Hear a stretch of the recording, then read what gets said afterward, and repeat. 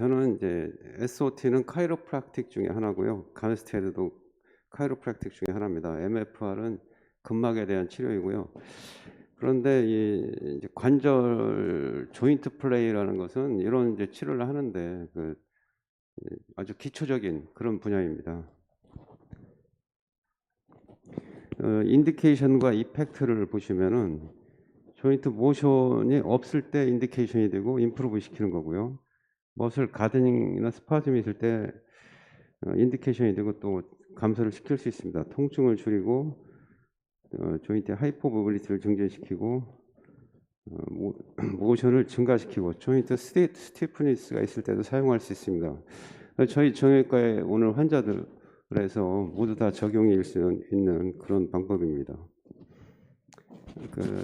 이제 소개된 논문을 보면 스파인에서도 효과가 있었다는 그런 논문이 있고요. 상지에서도 효과가 있었다.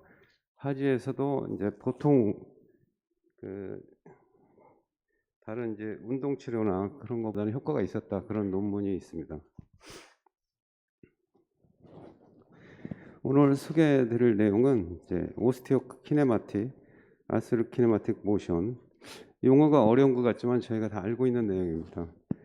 그다음에 아스로 키네마틱 룰스 오브 모션, 디텍트와 클래시파이, 조인트 디스펑션, 레스팅과 크로스백 포지션, 그다음에 치료 원리에 대해서 말씀드리겠습니다. 키네마틱스는 운동학이고요. 이제 다른 용어로 조인트 플레이라고도 말하고 있습니다. 오스티오 키네마틱스는 골 운동학, 저희가 ROM을 잴 때 사용하는 거고요. 아스로 카이네마틱은 조인트 서피스에 이제 어떤 운동이 있다 그런 의미입니다. 조인트 모빌리제이션은 이런 이제 조인트 플레이, 조인트 서피스 모션을 증진시키는 그런 방법입니다. 오스티오 키네마틱스는 그 뼈의 운동, 각도를 얘기하는 거고요. 저희가 잘 아는 대로 사지탈, 프론탈, 호리존탈 플레인에서 디그리 오브 프리덤을 측정하는 그런 방법이고요. 아스로 키네마틱스는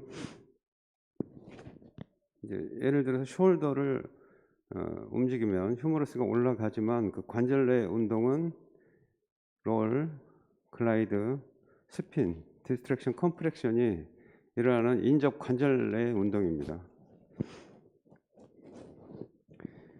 또 설명을 드리면 이제 인접 관절과의 움직임이고 롤, 글라이드, 스핀 등이 있고요. 모든 이제 능동적, 수동적 움직임에서 필요합니다. 또 통증 없는 관절의 움직임에도 필요하고요. 이게 독립적으로 관절만 움직일 수는 없고 제한되면 또 관절의 기능에 이상이 옵니다. 스스로 이렇게 수의적으로 움직일 수 없기 때문에 패시브하게 움직여주는 것이 이제 조인트 플레이 치료입니다. 처음에 소개된 건 1964년 메넬 이제 MD 분께서 소개하셨고요. 활막 관절의 페인프리 펑션이 필수적이라고 하셨고, 활막 관절 내 스몰 무브먼트로 블런터리 머슬 수축과는 관련이 없고 3mm 이하의 작은 무브먼트다라고 말씀하셨습니다.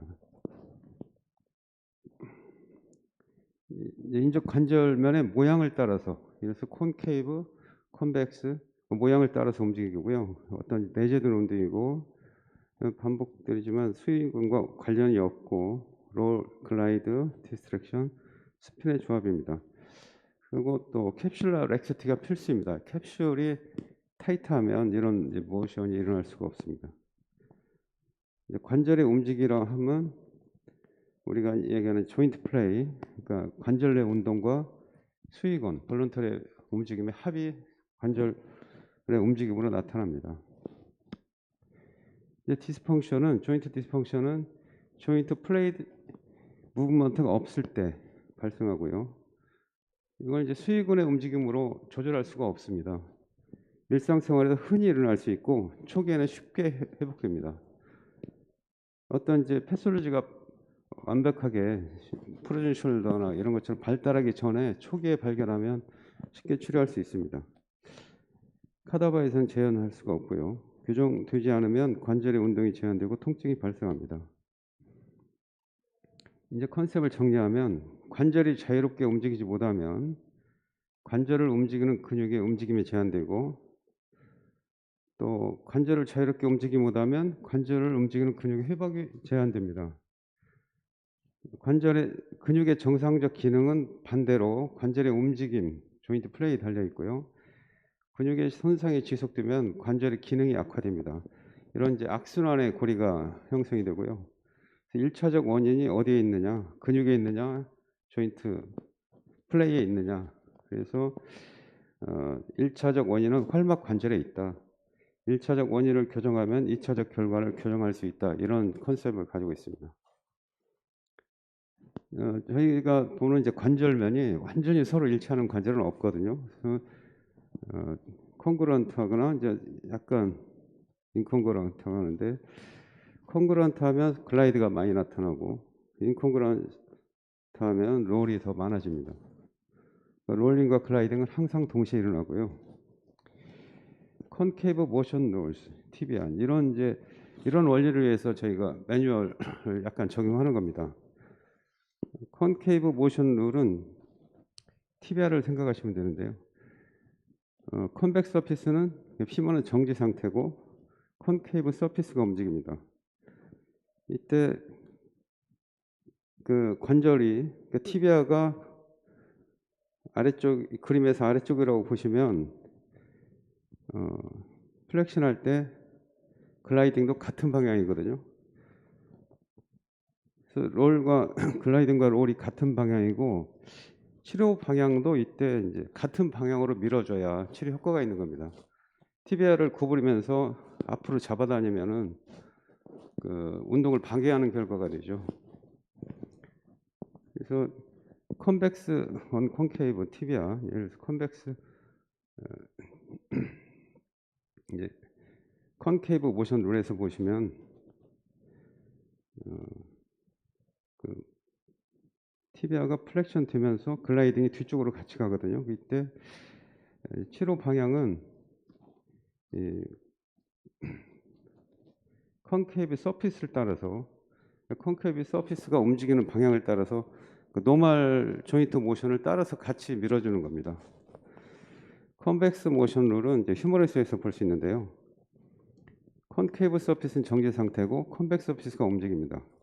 골운동과 관절 운동의 방향이 반대입니다. 예를 들어서 휴머러스에서는 저희가 엔테리어 플렉션을 시키면 글라이딩은 이제 반대로 일어나거든요. 그래서 골운동과 관절 운동의 방향이 반대고 치료 방향도 반대로 해야 됩니다. 휴머러스하고 티비아를 예를 들었고요. 다른 관절에서 똑같은 원리를 적용하시면 됩니다.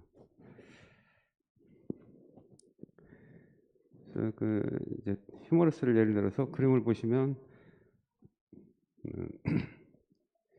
보온의 움직임의 그 반대 방향으로 보는 이 그림에서 보는 왼쪽으로 움직이는데 제가 미는 힘의 방향은 반대로 움직여야죠. 컨벡스 모션 룰에서는요. 캡슐라 타이트니스는 관절의 운동은 캡슐로 리가멘트스 컴플렉스의 영향을 많이 받는데요. 운동의 제한뿐만 아니라 엔드레인지 관절 모션의 끝에 가서 운동의 방향을 바꾸기도 할 수 있거든요. 그래서 아시메트리컬 캡슐라 모빌리티는 캡슐라 타이트니스가 있는 반대 방향으로 관절을 트랙션 시킨다, 이렇게 트랜슬레이션 시킨다고 되어 있는데요. 그러니까 캡슐이 타이트하면 이런 모션 룰이 깨지는 거죠. 조인트 포지션은 이제 저희가 다 아시는 거지만 레스팅 포지션은 루즈 오픈 팩트 포지션, 이 상태에서 치료를 하는 겁니다.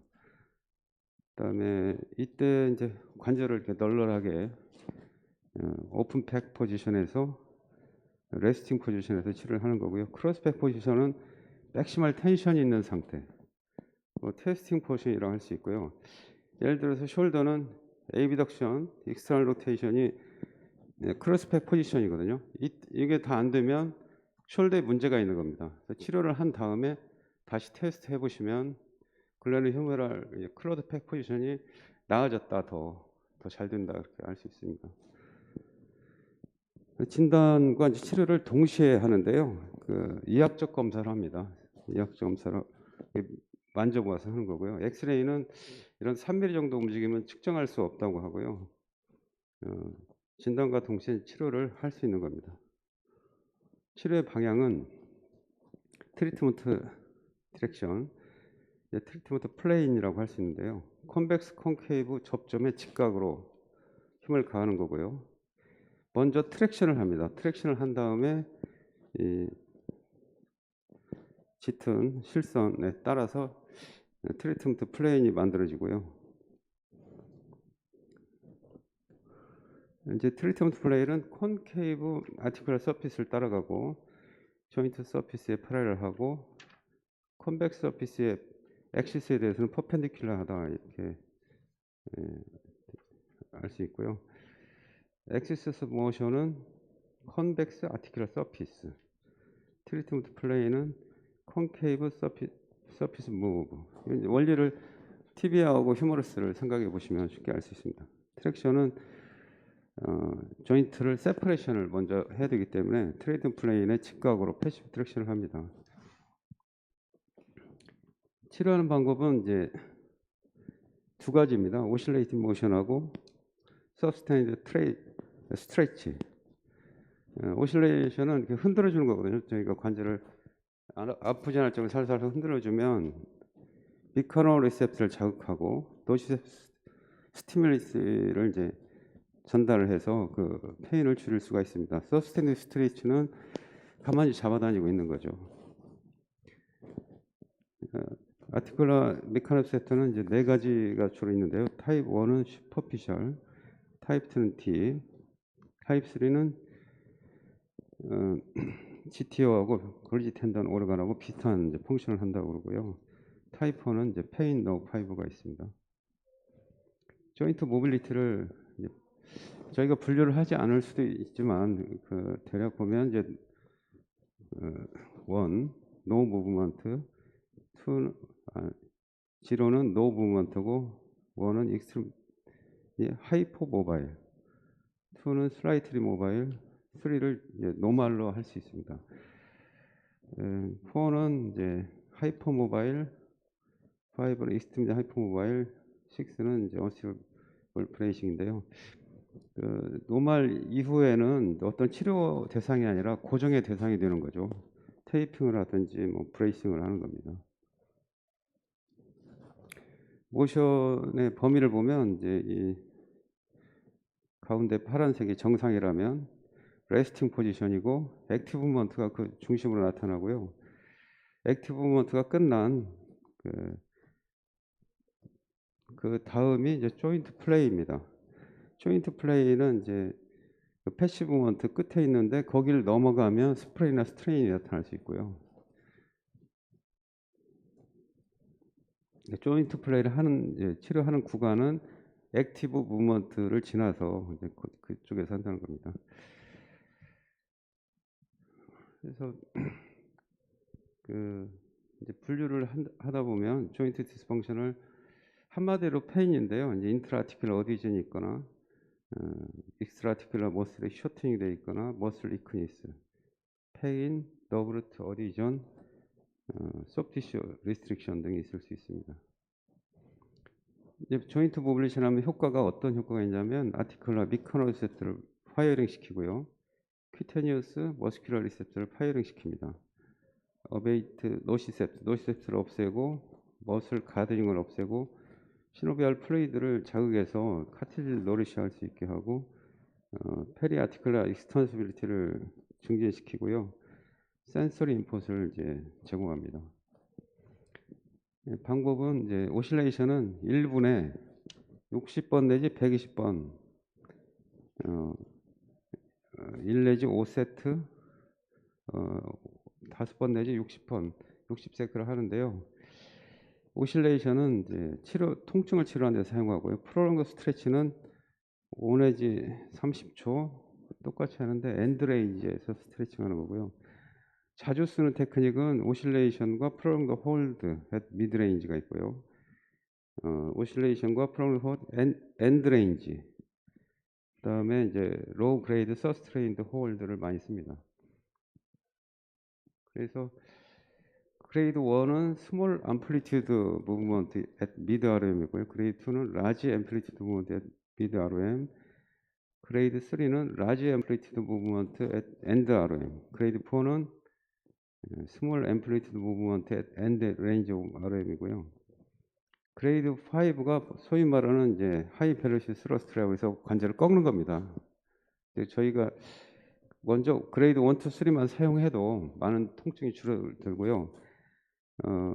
그레이드 5를 먼저 사용하면 더 아파하는 경우가 많습니다. 도수치를 한 다음에 어깨를 꺾고 나더니 더 아팠다. 그런 경우가 많은 겁니다. 이때 이제 치료할 때 룰은 맥시멀 릴렉세이션을 시키고요. 환자분이 기운도 따뜻해야 되겠고 옷도 적당히 입어야 되겠고 펌함과 컴포터블 핸드 홀드 뭐 시계 같은 것도 제거하고 완전히 분위기를 이제 편안하게 집중할 수 있는 분위기를 만들고요. 처음에는 그 레스팅 포지션에서 그다음에 이제 점점 ROM의 끝 엔드 레인지로 가는 거고요. 바디 메카닉스를 이용하고 그래비티를 이용하고 우리 몸을 이제 사용하는 겁니다. 몸을 그 환자분의 움직여야 되는 부분하고 같이 이용하는 거고요. 스테빌라이즈 시키고 관절에 가능하면 그 손을 이제 관절에 가깝게 휴머러스를 예를 들면 위쪽으로 가깝게 해서 흔들어 줘야 되고요. 페인 스로스홀더를 이제 밑에서 그러니까 통증을 유발하면 안 됩니다.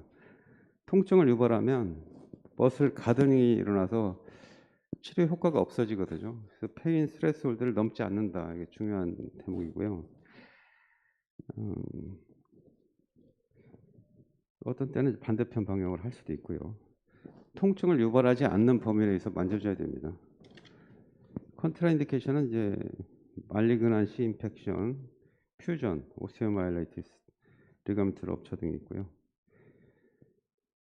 릴러티브 컨트라인디케이션은 익세시브 페인, 아스로플라스티, 프레그난시, 하이퍼모빌리티, 스폰딜로리세시스, RA, 바티오로 바실라 인서피션시 등이 있습니다.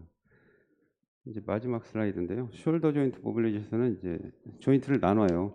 글레르 휴머랄 조인트는 예를 들어서 익스터널 로테이션하고 익스텐션이 안 되면 엔티리어 글라이드를 많이 하고 포스티리어 글라이드는 이제 인터널 로테이션하고 플렉션이 안 되면 포스티리어 글라이드를 많이 하고 인피리어 글라이드는 에이비덕션하고 플렉션이 안 되면 많이 합니다. 예를 들어서 팔이 위로 잘 안 올라가면 포스티리어 글라이드하고 인피리어 글라이드를 많이 해주면 즉시 몇 도씩 임프루브가 있습니다.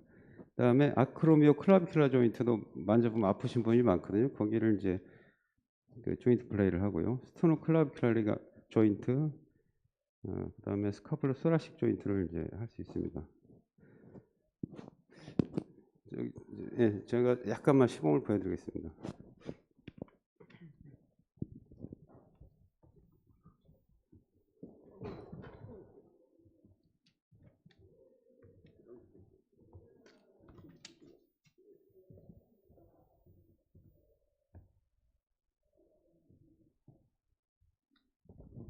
플렉션이 덜 드시기 때문에 포스티리어 글라이더하고 인피리어 글라이드를 더 많이 해야 됩니다. 예를 들어서 이제 오실레이션은 원래 슈판에 누워서 체중을 걸어 살살 하는데요. 환자가 안 아프실 정도로 뒤쪽으로 밀어주는 거고요. 유튜브를 이용하시면 너무 많은 테크닉이 나와 있으니까 쉽게 사용할 수가 있습니다. 인피리어 글라이드는 인피리어 캡슐을 스트레칭하기 위해서 당겨주는 겁니다. 오실레이션은 5번 내지 30번 1분에 1 내지 1번 내지 5번 하고요. 통증이 페인 스트레스홀더를 절대 넣으면 안 되고요. 미드레인지에서 스몰 무브먼트, 또 미드레인지에서 라지 무브먼트, 엔드레인지에서 서스테인드 스트레치 이런 방법들이 사용합니다. 올려보십시오. 조금은 나아지시죠. 이제 조인트 모션을 플레이를 해놓고 주변 머슬이나 그런 쪽을 치료하시면 더 효과가 있으실 겁니다. 예, 감사합니다.